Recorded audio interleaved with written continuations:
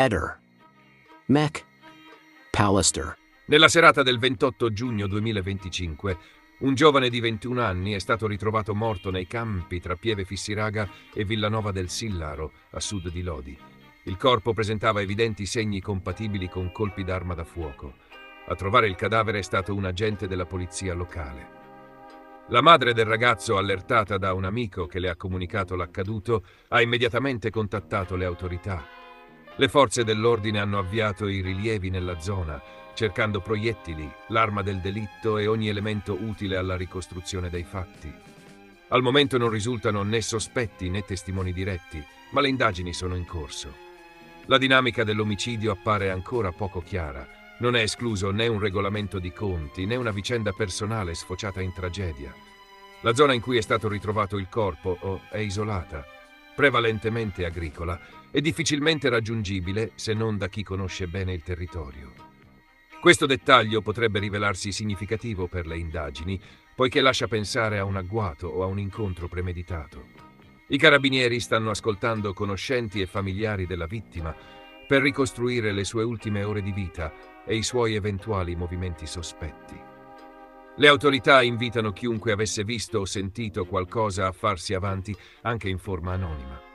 L'identificazione certa della vittima e l'autopsia prevista nei prossimi giorni potrebbero fornire elementi decisivi per risalire al responsabile. Al momento resta lo sgomento in una comunità scossa da un episodio tanto tragico quanto misterioso. L'omicidio di un ragazzo così giovane in una zona tranquilla e appartata del Lodigiano riaccende l'attenzione su un territorio che raramente è teatro di eventi di tale gravità.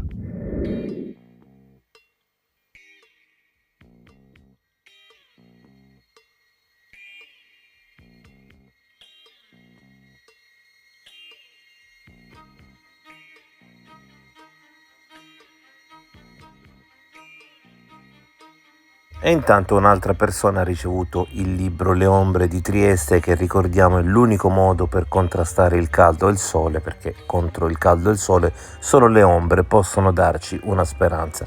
Un'altra persona, come dicevo, ha ricevuto il libro ed è rimasta soddisfatta. E ora passiamo alla fantastica estate che sta vivendo il consulente Flambé Barzan.